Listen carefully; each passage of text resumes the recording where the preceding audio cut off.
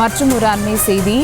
நெல்லை மாவட்டத்தின் பல பகுதிகளிலும் வெள்ள மீட்பு பணிகள் தீவிரமாக நடைபெற்று வருகிறது. அண்மை செய்தியாக பார்த்து வருகிறோம். நெல்லை மாவட்டத்தின் பல பகுதிகளிலும் வெள்ள மீட்பு பணிகளானது தீவிரமாக நடைபெற்று வருகிறது. நெல்லை மாவட்டத்தின் பல பகுதிகளிலும் வெள்ள மீட்பு பணிகள் தீவிரமாக நடைபெற்று வருகிறது. வெள்ளத்தில் சிக்கியுள்ள மக்களை படகுகள் மூலம் மீட்டு வருகின்றன. அது அண்மை செய்தியாக பார்த்து வருகிறோம்.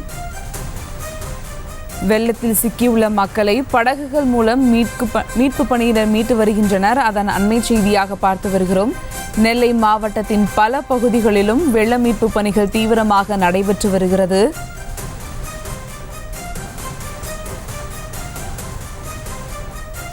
வெள்ளத்தில் சிக்கியுள்ள மக்களை படகுகள் மூலம் வீரர்கள் மீட்டு வருகின்றனர். அதன் அண்மை செய்தியாக பார்த்து வருகிறோம்.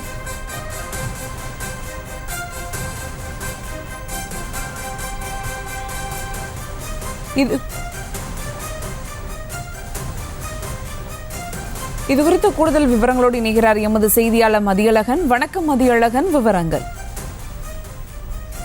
நெல்லை மாவட்டத்தில் வரலாறு காணாத அளவில் கொட்டி தீர்த்த கனமழை நேற்று முதலே தொடர்ந்து மழை பெய்யாத நிலையில் தற்போது அரசு சார்பில் மீட்பு பணிகளில் தீவிர கவனம் செலுத்தப்பட்டு வருகிறது. நெல்லை மாவட்டத்தினுடைய பல பகுதிகளிலும் மீட்பு பணிகள் போர்க்கால அடிப்படையில் மேற்கொள்ளப்பட்டு வருகின்றன. அதே போல வெள்ளத்தில் சிக்கியுள்ள மக்களை படகுகள் மூலம் மீட்டு வரும் பணியிலும் பேரிடர் மீட்பு படை வீரர்கள் மற்றும் தீயணைப்பு வீரர்கள் மீட்க நடவடிக்கை மேற்கொண்டு வருகின்றனர். ஒட்டுமொத்தமாக தற்பொழுது மழை நின்றுவிட்டதன் காரணமாக அடுத்தபடியாக மேற்கொள்ள வேண்டிய மீட்பு நடவடிக்கைகள் வெள்ள நிவாரண பணிகளில் அரசு முடுக்கிவிட்டு இருக்கிறது. அதன் காரணமாக நெல்லை மாவட்டத்தை பொறுத்த வரைக்கும் தாமிரபரணி ஆற்றங்கரையோர மக்கள் உள்ளிட்டோர் பத்திரமாக மீட்கப்பட்டு வருகிறார்கள். அதே போல நெல்லை மாநகரத்தை பொறுத்த வரைக்கும் நேற்று முழுமையாக வெள்ளத்தில் தத்தளித்து வந்த நிலையில் தற்பொழுது மெல்ல மெல்ல அந்த தண்ணீர் வடிந்து வருவதால் மீட்பு நடவடிக்கை மற்றும் நிவாரணப் பணிகளில் அரசானது தீவிரம் காட்டி வருகிறது.